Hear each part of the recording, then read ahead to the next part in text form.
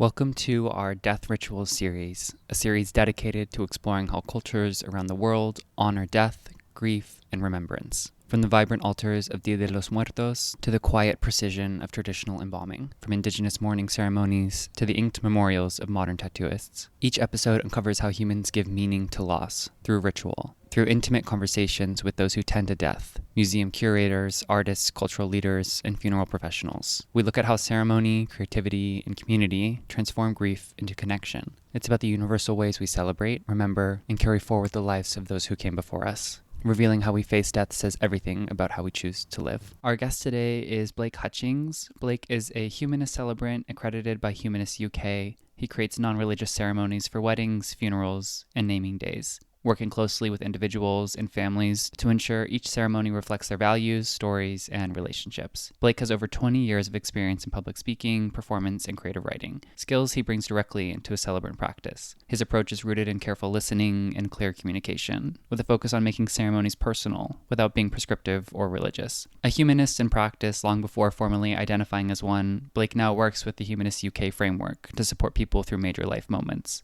from welcoming a child to saying goodbye to a loved one. Outside of his celebrant work, he is a musician, an active participant in amateur theater, a writer, and a father of two. Enjoy.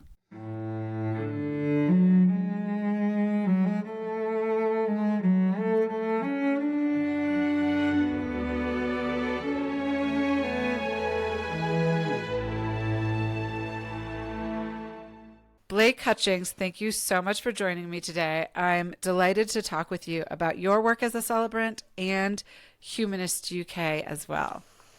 I'm very much looking forward to it. Thank you for getting in contact. Well, I always like to start hearing a little bit about where you grew up and what kind of kid you were. Okay, so I was born and raised in a city called Coventry in the English Midlands. It's a sort of medium-sized town, city, about 350,000 people, that kind of size. It's quite a diverse city with a lot of different people of various backgrounds, religious backgrounds, ethnic backgrounds. Quite busy, lovely place. I grew up in a home with my parents and my sister, who's 2 years older than me. It was a happy, comfortable working class home, just a nice, happy family background. And yeah, just went to a local state school and grew up happy with a fun upbringing. Was there anything that you, either by yourself or with your sibling, were into? My sister was, at the time when we were younger, she was very much into horses and horse riding, so she would do a lot of, she had those lessons. I did a little bit of that myself, but it wasn't really such a big thing for me. The thing that took off for me, my sort of passion that I got into, was music, and you can see the guitar hanging on the wall behind me. I became a guitarist. I first picked up a guitar at 7 years old, and it's never left me. As I went through school, I started to join school-based bands, which then, as I got into my late teens and early adulthood, started to go out and play at venues, and I was a singer and guitarist, and yeah, I've been playing guitar and singing ever since. That's amazing. That's why I love asking this question. You just learn things about people that you wouldn't know otherwise. And how did you become a humanist celebrant? And maybe just start by explaining what that means. If people aren't familiar with the term celebrant, what you might think of is, you may think of an officiant, maybe. If you think of a wedding ceremony or a funeral ceremony or a naming ceremony, you would have somebody who is sort of leading proceedings. In a religious ceremony, that might typically be a vicar or a priest if it's a Christian ceremony. If it's a non-religious ceremony, such as a humanist one, then it's me, essentially. I'm the person that stands at the front and would introduce I guess there's sort of a master of ceremonies element to it. You're sort of talking about what the ceremony is going to involve, be reading tributes, reading poetry, prose, contributions from family, and also introducing people, bringing people up to speak as well. So that's the first sort of covering off what a celebrant is. The other word, as you mentioned, humanist celebrant, defines what type of celebrant I am, and essentially a humanist is a person who doesn't have any religious faith, but has a shared ethical, moral outlook with a wider community of people who identify as celebrants. So, yeah, it's essentially non-religious but shared moral values and things like that. In terms of how I got into it, about 15 years ago, or thereabouts, I attended 2 funerals. One of them was for my uncle, who had a humanist ceremony, and another one was for mother of a friend who had a Catholic ceremony. And attending those 2 ceremonies in close time to each other, just a few weeks apart, I was able to see quite a stark difference in how they were put together, what their focus was, how they were delivered, and how I felt that it resonated with me and felt comfortable and right for me. A few years later, when I was looking at changing my job, the person who delivered my uncle's ceremony had recommended to me that this might be something that I would be good at. He'd seen me do public speaking before. He knew of my interests and my beliefs and thought that I might be a good fit for it. So I took the training course with Humanists UK, and I've been doing it ever since. That's been 10 years now, and since then I've also joined the training team, so I now train new celebrants to do this work too.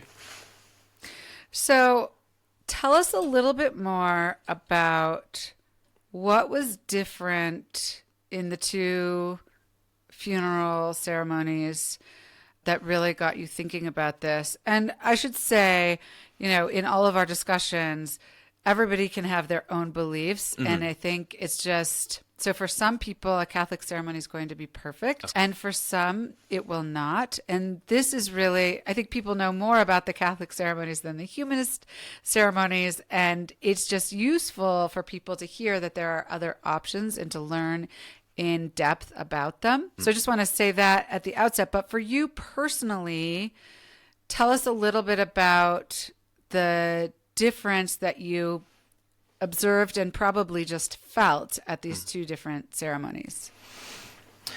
I think probably the key difference was, well, I suppose two key differences that are related. The first was the focus of the content and what it was all about.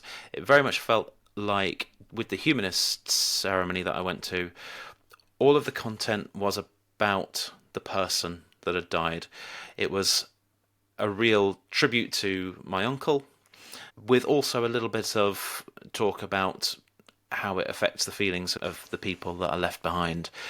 Although we are not religious, we're not anti-religious. There's nothing that gets said in any of these ceremonies that makes an outright statement of the existence of a god or of an afterlife or anything like that. It's just simply, I guess, quite secular, I suppose, in that sense, that it just talks in a very sort of universal way about how we as people may be feeling about losing somebody without necessarily making any statement of what happens after life or anything like that.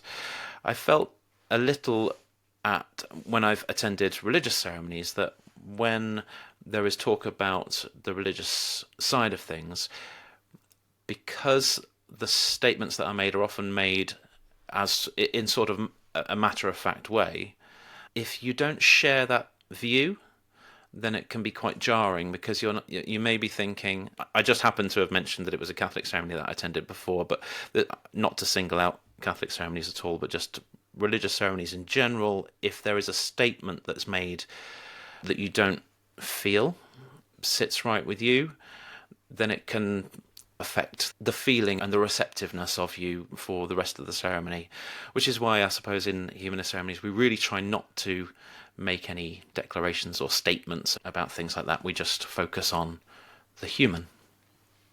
And perhaps it's also the case that in a religious ceremony, they tend to follow a specific script, so to speak. So there are certain prayers that are said, there are certain songs that are sung, there's a certain order of things, which many people do find a lot of comfort in. But if it is not your religion, or you don't feel a connection to it, and you're coming to honor and celebrate somebody who's died, then that might make it more difficult for you, and it might in some sense be more focused on the process than the person, whereas the humanist ceremony is focused entirely on the person who died. Yes, I would say that certainly the last point that you made there, that the humanist ceremony is almost entirely on the person that's died, but I guess also on the people that are left behind as well, is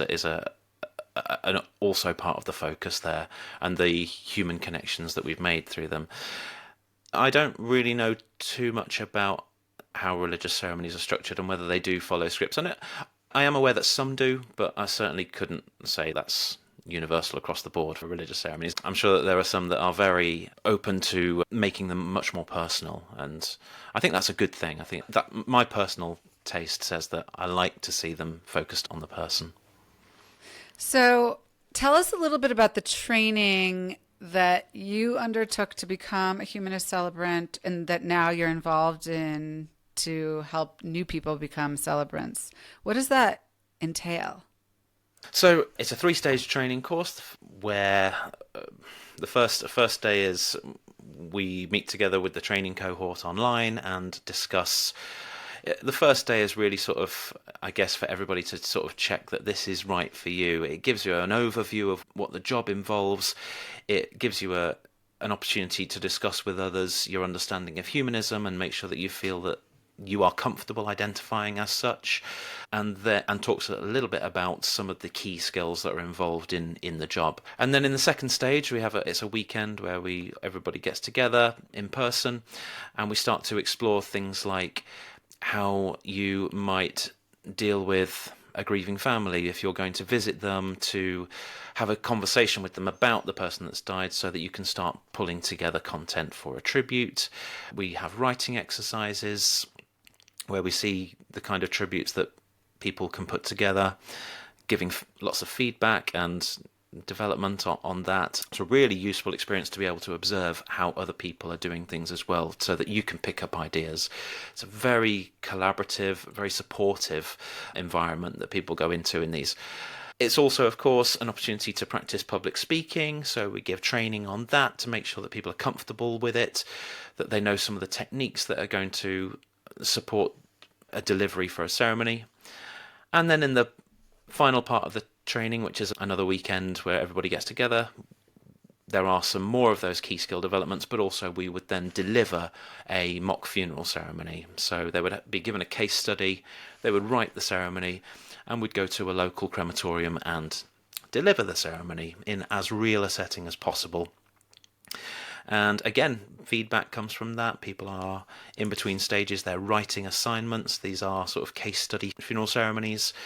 Yeah, it's a lovely thing to do. I still really enjoy it. I've been working as a trainer for several years now, and seeing the deliveries and the ceremonies that people come up with and making those new connections with the trainees, it's a lovely thing to do. Is there any grief counseling involved in training? Not grief counselling as such, no, but we do have a session on training on understanding bereavement. I suppose is probably the thing that falls under that category. Well, a much more specialised skill.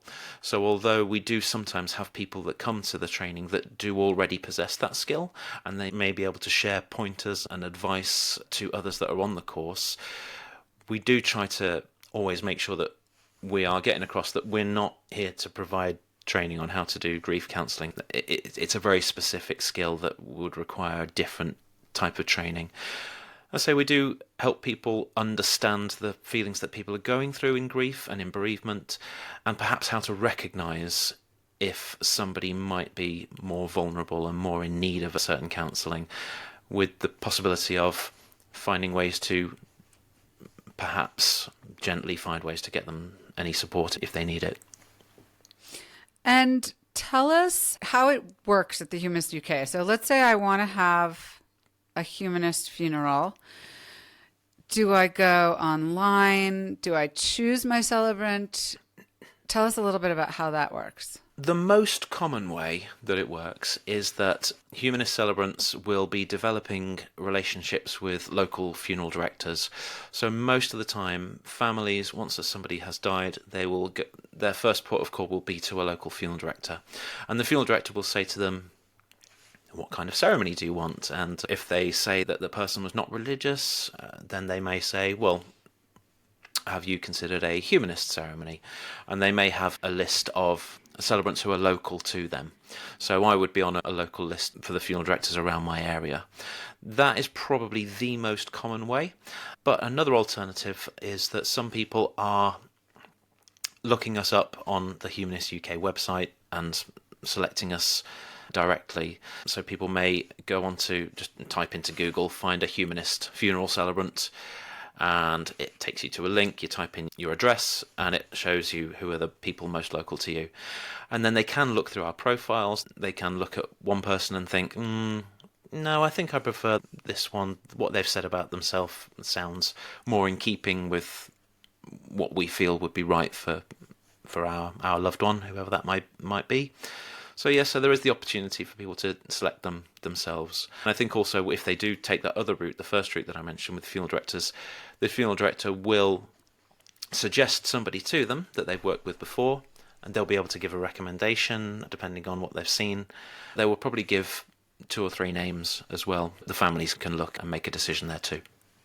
The celebrants are generally relatively local to the service, or have you, like, what's the furthest that you've traveled for a celebration? For a funeral celebration, the furthest I've travelled is to London. So I'm based in Leamington Spa, which is in Warwickshire in the Midlands. I realised speaking to somebody in America that Britain is a small country, but it's a small but densely packed country. Travelling to London is only about 100 miles, which may not seem very much to somebody stateside, but that would be quite a long way to go for us. And I've done one that distance.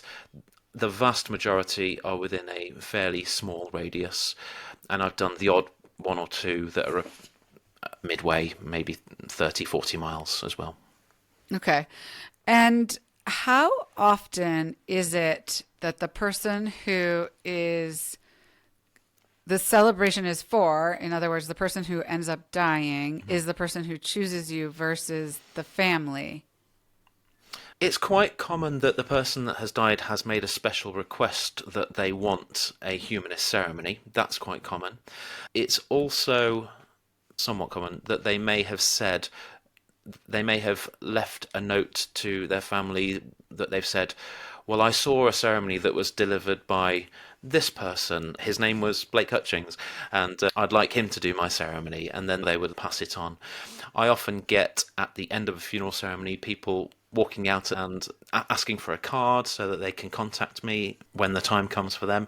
Sometimes they even say directly, I'd like you to do my funeral, which is a lovely thing to say, but of course you want to respond with, well, hopefully not for a long time yet, but yes, thank you, do keep me in mind, that would be a privilege. In terms of speaking to somebody directly, that does happen occasionally too. So I've had some funerals, maybe 4 or 5, where a person who may be terminally ill towards the end of their life has been in contact and said that they would like to meet with me and with their family, and I would sit with them and have a long chat with them and write up the content for a ceremony for them. And then a few weeks to a few months later, they would then get in contact and say, yes, now our family member has died and we'd like you to go ahead and do the ceremony. So that happens occasionally. I would say not very often, but occasionally. Take us through the process, whether it's these occasional instances where the person is terminally ill and they've chosen you and you've met with them and their family, or it's after the loved one has died and you're meeting with the family. Take us through that process of meeting with the person and or the loved one's family through the celebration. Okay, so the process, it typically goes, as I say, most commonly you get the first contact from the funeral director, who then contacts you. I then contact the family to arrange to meet with them in person. a few days later, we'll then go to visit with them. We usually sit and have a long chat, could be of the order of 1 to 2 hours, just talking about the person that's died. And I'll sit and make lots of notes. I then go away, write it all up into a ceremony script, which I then send back to the family. The family then have an opportunity to read through everything. And of course, there may be some bits in there that they wanted to tell me simply for context, for understanding, that they may not necessarily want to have included in the ceremony. And that's why it's so important that we always send it back to them together. They get an opportunity to just read through it. Sometimes they will take out a line here or add in a line there, just to tailor it slightly to what it is that they want. Invariably, the response is very positive. They come back to me saying, this is really lovely ceremony. We've got 1 or 2 tweaks to make here and there. Essentially, it's good and we'd like to go ahead with it. There is a slight back and forth for us to make those final changes and those final tweaks. And then on the day, we turn up for the ceremony and I will deliver the ceremony as agreed. And then after the ceremony, I always give the family a presentation copy of the script of the ceremony, so they've got a nicely presented keepsake to remind them of what was said during that ceremony, which they can also then share with family members, friends, perhaps people that would have liked to attend but couldn't, and then they're able to feel like they were in some way a part of it. How long is the ceremony? Or I'm sure it varies some, but can you just give us a little bit of an idea of a typical ceremony, and not just what you are preparing and sharing, but also like other people, friends and family? So a typical ceremony, I would say, is of the order of about 30 minutes long. Okay. And I would say about a little over half of the ceremonies, maybe 2/3 of the ceremonies, would have a family member or friend getting up to speak. And then you may have others that may have 2, 3, even 4 speakers, people getting up to speak and say something as part of the ceremony. There are quite a few where the family just simply don't feel comfortable with getting up to speak, and so they ask me to do it all, essentially. So I'm the person that's speaking right from the beginning, right to the end. It's broken up usually with music or poetry, things like that, to give it a sense of structure and a sense of flow. But yes, that's the typical sort of time frame and structure. There are also, becoming slightly more popular now, celebration of life ceremonies, which are slightly different. They're usually held a little bit later.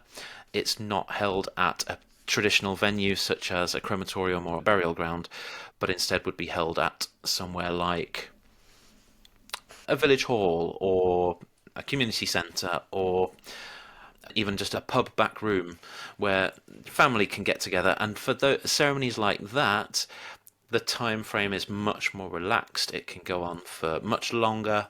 You may have several speakers. You also then have the opportunity for people to speak just impromptu and just get up to say a few words if they feel like it, because there's less sort of constraints there.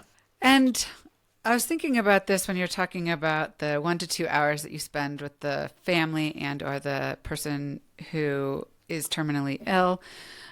And then you kind of come back to your house and you draft the ceremony. Mm-hmm. So I'm guessing that they take very different shades.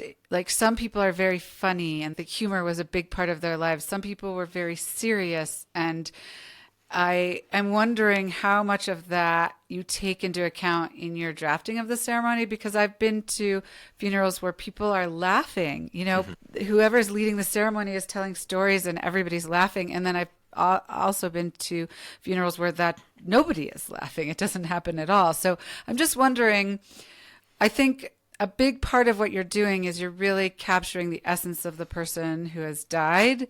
And we're all so different. So I'm wondering how different your ceremonies are. There is quite a range. Yeah, absolutely. There is a range. And it does depend very much on the person. They do tend more towards the lighter, more positive side of things. I think that a big feature of a humanist ceremony is telling the person's story. So in that meeting that we have with people, the chronology of their life, the things that they did, their achievements, where they grew up, their childhood, right the way through to their adult life, the key relationships that they had, their occupations, hobbies, interests, through to retirement. Most of the time, of course, most people are of that the later stage of their life, when we have later stage of a human life, I should say, by the time that they get to the end of their life. And when I'm in that meeting with the families, people often say to me, don't you find the job depressing? Is it not really sad? And I always say to people, it's really not. It's not depressing at all. It's very life affirming, very positive. When I go to meet families and I talk to them about their loved one, we focus on the love element of it, and we focus on what was it about them, the person, that you loved. And when you start asking those questions and they tell the stories, then they focus on things like what made that person, what was wonderful about them, but also some of the sweet little things that were endearing about them that might just naturally make you laugh because they did something a little bit quirky which people found endearing. They may have had strange little idiosyncratic traits or foibles that would be very unique to them. And then when you recount those in a ceremony, you get laughter of recognition, which is a lovely feeling. I don't go up there thinking, this is my opportunity for a stand-up act to have people laughing all the way through. But I do go in there thinking that if I get laughter of people feeling a sense of familiarity, a sense of comfort, and a sense of connection to that person again, then yeah, I feel like I've done my job in a very positive way, and I don't see it as depressing at all. As I see it very positive and very rewarding. And that brings me to another question, which is, in your opinion, are these ceremonies for the person who has died or the people who are left behind? I feel that they are primarily for the people that are left behind. However, in order for people to feel that sense of this was right, in order for them to go away feeling that they were happy with it and that it did the person justice, then you do need to stay true to the person and to the individual. So there's very much a case of honouring the deceased, honouring the dead, and doing our best to honour and respect their wishes and their feelings and their character. And if they left behind any specific requests for their ceremony, then we do everything we can to try to accommodate that and to put it in there. That said, the family are ultimately the client. For me, from a professional perspective, they are the client, but from a humanistic perspective as well, they are the people who are going to be ongoing, and they're going to carry the legacy of this person's memory. So doing the person justice does a service to the people that are left behind. Tell us a little bit about how many celebrations, and I'm talking about funeral celebrations because I know you also do weddings and baby namings as an organization, and you personally also do that. Although my understanding is the vast majority, about 3/4 of what you do, is for funerals. I'm not sure if that's true generally for the Humanist UK or just for you. So maybe explain that to us, and then try to give us a sense of how many celebrations Humanist UK does in a year and how that compares to other kinds of services, specifically religious services, to the extent that you have some sense of that. Yeah, that's a tricky question because my personal take on that is that this is probably the kind of thing that you want to be asking to, say, the director of ceremonies at Humanist UK or the Celebrant Network manager. They would have a better grasp of that. They are popular and gaining in popularity, and at the same time, religious ceremonies are on the decline. Yeah. Yeah, I know that, to speak about weddings just for a moment, I know that Yes. humanist weddings in... So we have different laws in different parts of the country. So across the UK, in England and Wales, Humanist wedding ceremonies are purely symbolic. They don't have any legal standing, so people can't have a legal humanist wedding and then be legally married. In Scotland and in Northern Ireland, of course both also part of the UK, they do have legal status, and they have become the most popular providers of weddings. In Scotland, certainly. I think in Northern Ireland it's heading in that direction. Northern Ireland came along a little bit later. Scotland have been having legal humanist ceremonies for quite a while now, and yes, they've grown in hugely.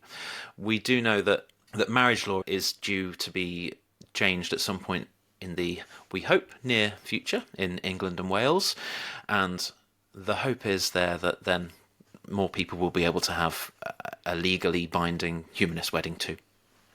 Okay. And the Humanist organization, does that exist globally and it's run country by country, or can you talk a little bit about that?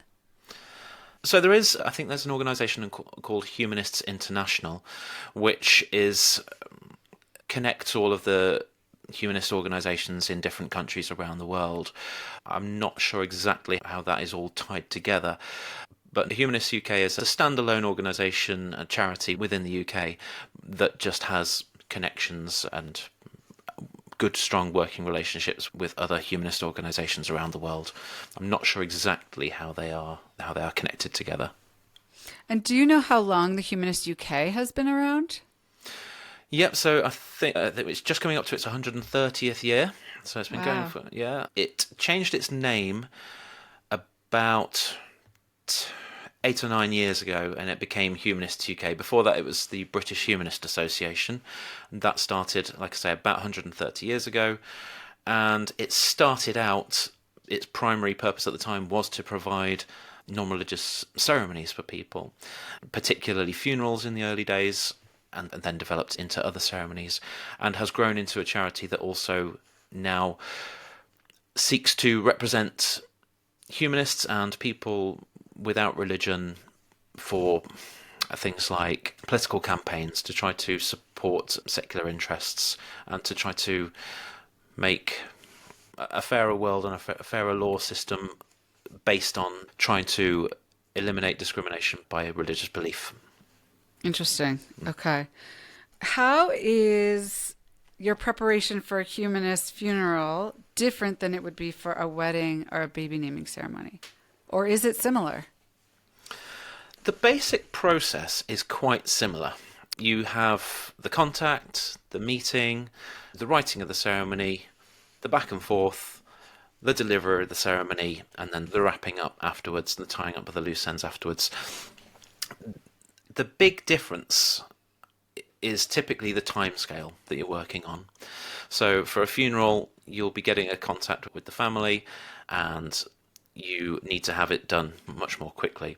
For weddings, people may be contacting you a year, sometimes up to 2, or sometimes over 2 years before the date of their ceremony. It can be quite difficult because one of the things that you have to do there is you're not constantly in contact with the people that you're working with and that you're working for. And so sometimes having to go back and sort of refresh your memory, make sure that you're familiar with all of the information that you've gathered and that you feel comfortable with that and know what you're doing with that, can be more challenging, an extra level of work that's involved. I say the basic process is roughly the same.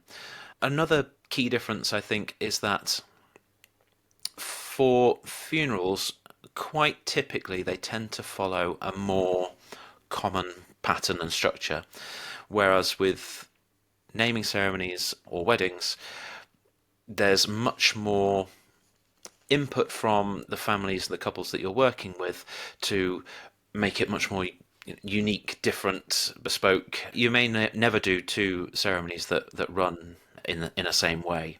And I guess part of that is because people are, when they decide to get married and they start thinking about their wedding, they start to create a picture in their head and they are thinking, well, this is how we want it to be, and everybody's got their own views on that. With funeral ceremonies, often it's a bit of a shock. People aren't necessarily in the headspace that they want to be throwing the rule book out the window, but they want some guidance and support by somebody that is more experienced, is happy to lead them through it.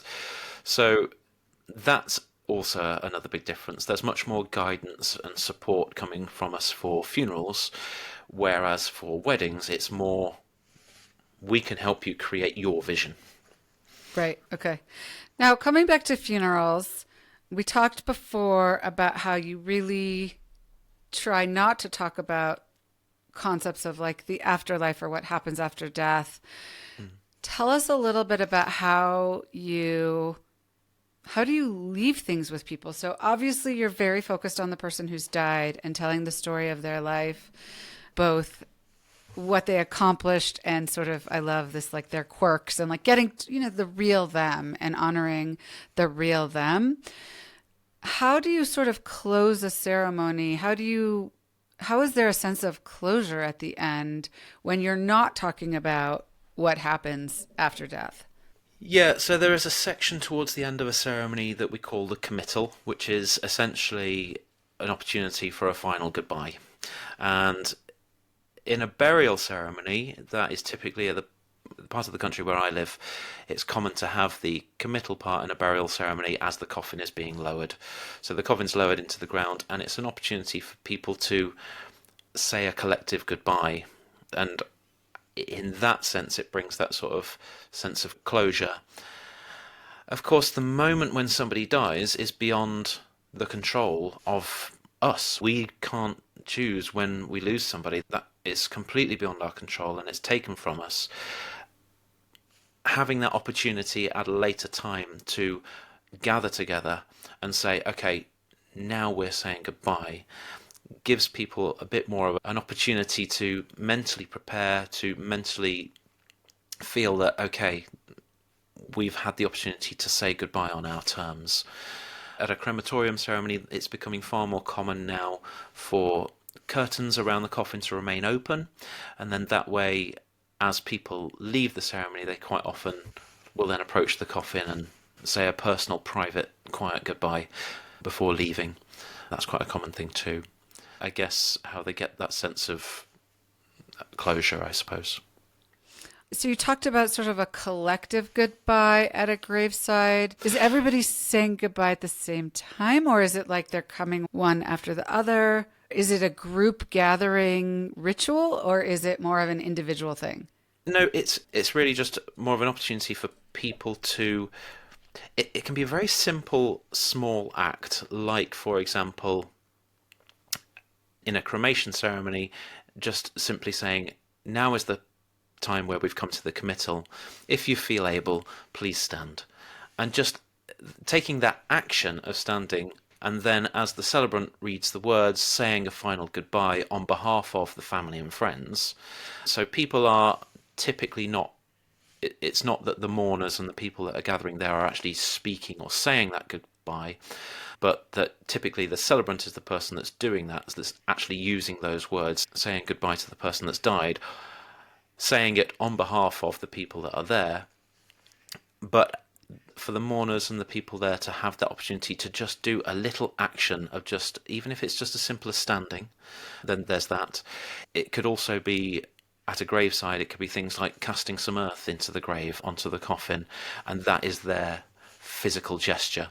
And that's, I suppose, that ritual element that you're asking about. And you talked earlier about how if people ask you sometimes, is this a depressing job? How has being a funeral celebrant informed your perspective on death, grief, and religion? I think from an early age probably was less, something that you didn't connect with. But I'm just interested in how this work has altered your thinking about any of these things. It certainly does make me think a little bit more about when I will lose my own loved ones, family members. It makes me think about how my loved ones will feel when I've gone. Yeah, I guess the sense of making sure that when I go, that I've left behind the positive memories that people are going to then remember and are then going to carry forward with them. Because I think for me, not believing in an afterlife where we may be reunited in that sense, my hope is that the legacy that I leave behind in terms of memories and connection and life lessons, I suppose, for people like my children, and that they feel supported and safe and ready to face the world in their own way. I get it does bring those thoughts to mind when somebody has died that is of a similar age to myself or has children of a similar age to my own.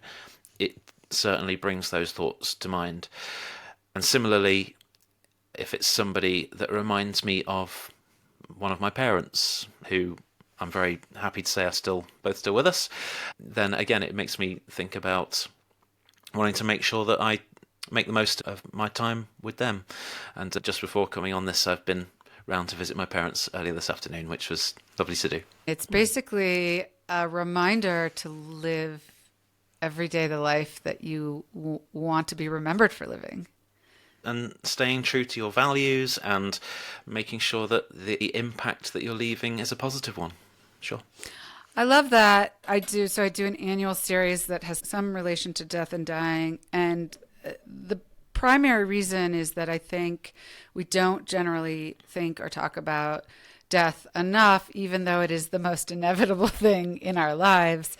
And what I feel is very similar to what you just said, which is that when we do confront it and talk about it and think about it, we're actually just living more fully now. So it's really not about death. It's really more about life and how to really make the most of this life. It's not a morbid thing. It's just a reality of our lives, and I think can help us to make the most of our lives and also to have more peace when our loved ones die, or even planning for our own inevitable death.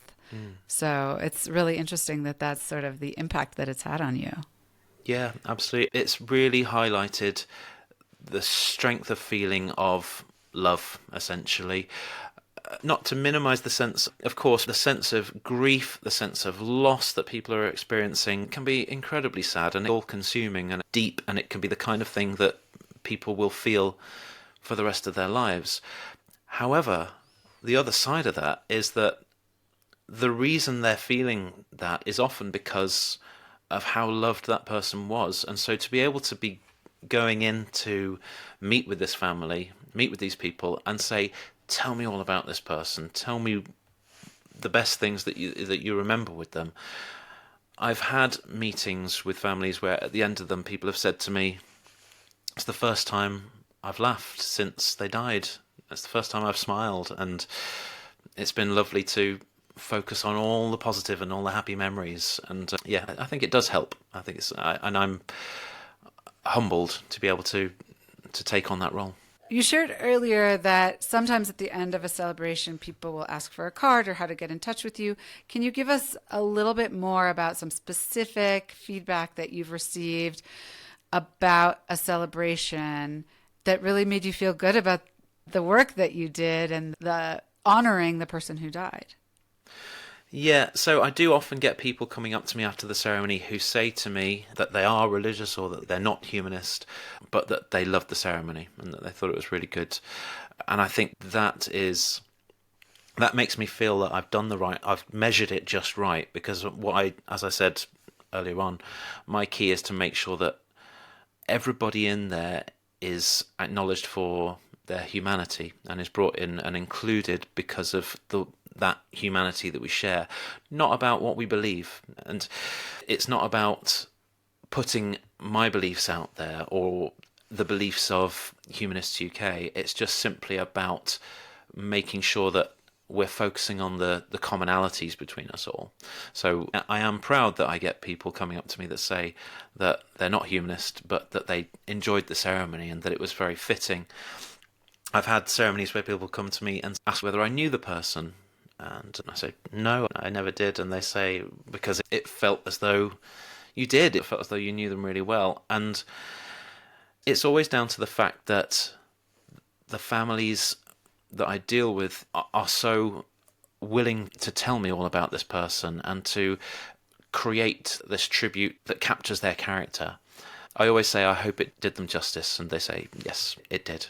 And hearing that is a lovely thing. Have you ever had a particularly surprising or unconventional request for a ceremony? Now, I thought about this because I thought about whether this might come up. Okay, so there was one ceremony that I did where it was a person who I had met before. They contacted me. This person was in a hospice. He didn't have very long to live. And so I was able to sit and have a conversation with him. I had a chat with him and his daughter and his partner. And he was so, although of course he was approaching the end of his life, and there was a couple of moments where that reality was hitting him and he got quite emotional. For the majority of that meeting, he was bubbly, laughing, making jokes, and humor was a big thing for him, and not taking things too seriously was a big thing for him. So his final piece of music that he wanted, as the curtains closed, he wanted the music to play and the curtains to close at the end of it, and he wanted the song "Fire" by The Crazy World of Arthur Brown. I don't know if you know the song. It's a screaming voice that shouts, "I am the god of hellfire, and I bring you fire." And then it's all about going into flames, and he's got that playing as the curtains are closing. Is very visceral, but at the same time, for him, it was all about not taking himself too seriously and having a joke about it. He also had a coffin that was made to look like a parcel with a sign on the side that said "Return to Sender" attached to it. So, which just summed up his approach to things, which was very, very nice. Well, I have 5 questions I like to ask at the end of every episode, but before I get there, I wanted to pause and see if there's anything that I should have asked that I didn't, or that you would really like people to know about a humanist funeral celebration, your work, anything at all. I guess the only thing to say about when you put that to me is that we emphasize that what we do are humanist ceremonies. It's not that we only provide ceremonies for humanist people. The person that's died can be from any background, have any belief, as long as the ceremony itself is humanist in nature and is inclusive and is focusing on uncontroversial shared beliefs, such as the fact that we are all human and that we will die, and that people who are left behind will feel a sense of loss and grief, which I think is quite universal. Then we can do these ceremonies for anybody.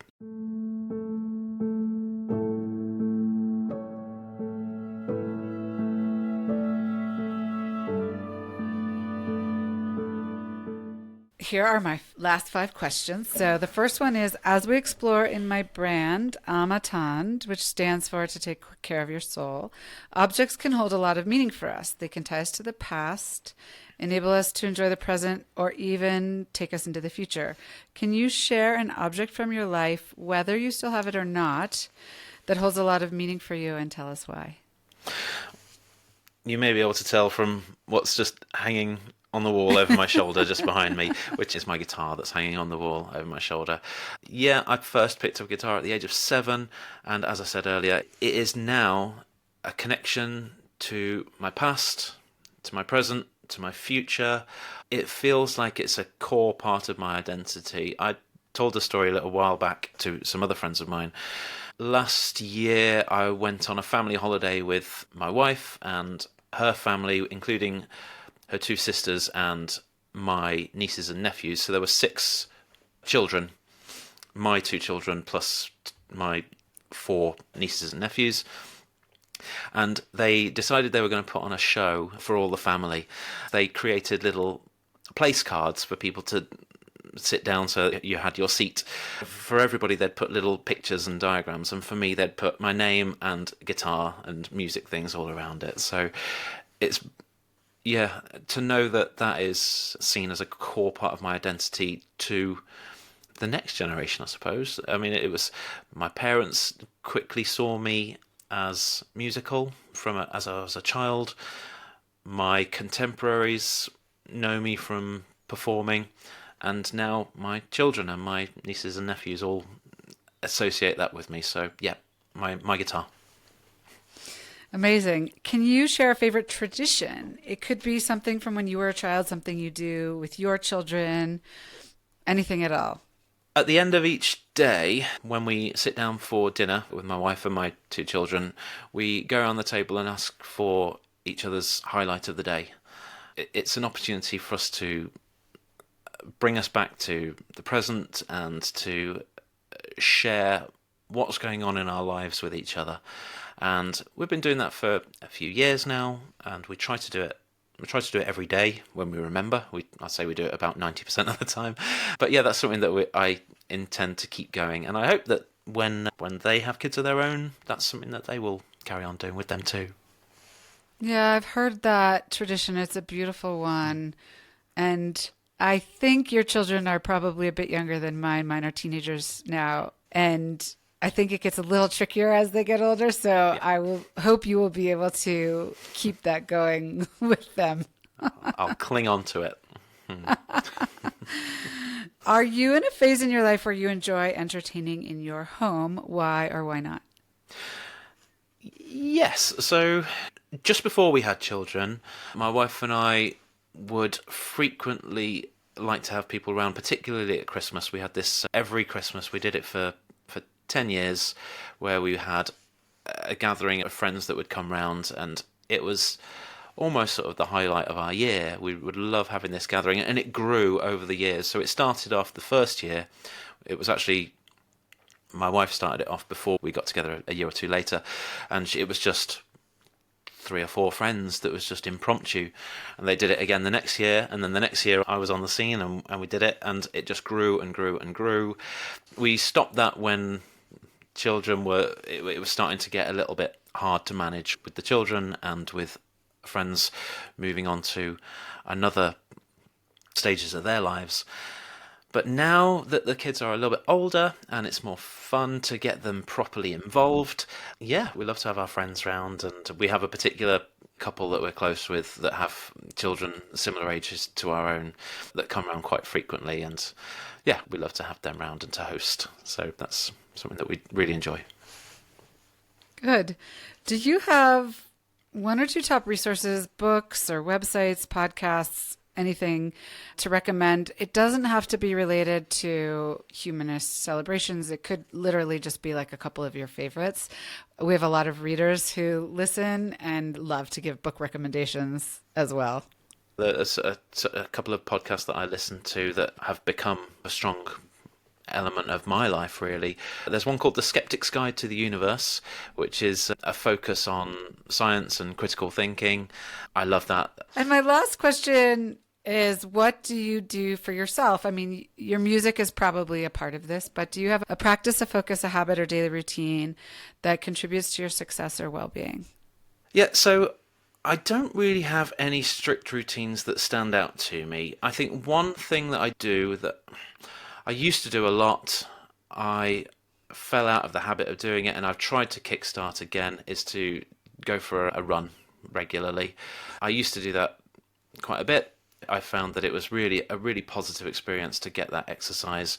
I stopped doing it for quite a while, but I've tried to get back into it over the last few weeks, and yeah, I feel that it really does help me with my mental well-being and my physical well-being, just to get that regular exercise. So running when I can. That's great. I mean, movement is such a key part of our overall wellness.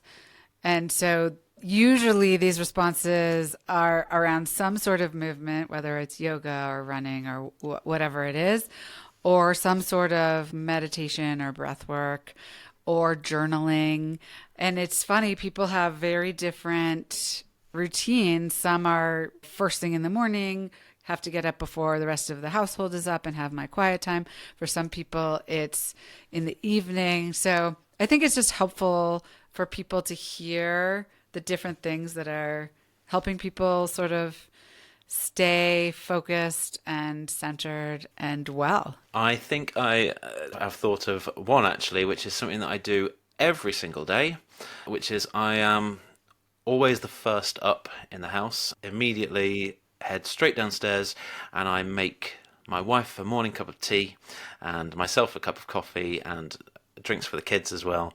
My alarm goes off, they stay in bed, I go downstairs, get the drinks and bring it to them. My wife certainly appreciates it, I know that. But I enjoy it too. It feels like something that I'm just being able to just do for my family to start the day off right. It's a small act, but it's the first thing that I do in my day, every single day, is to do something, to give something to my family. Yeah, well, service is a huge piece of feeling purpose. So that's such a beautiful thing. And I think that's a beautiful place to end. So thank you so much, Blake, for joining me. It's been wonderful talking with you, learning about the Humanist UK and the Humanist celebrations. And I know people will have learned a lot and suspect that they will be looking it up and learning more about it. So thank you so much. Thank you. It's been an absolute pleasure. On the Table with Ashley is presented by Amatond, an elevated, everyday, luxury home and tableware brand with products designed to cultivate connection. You can learn more about Amatond at amatendre.com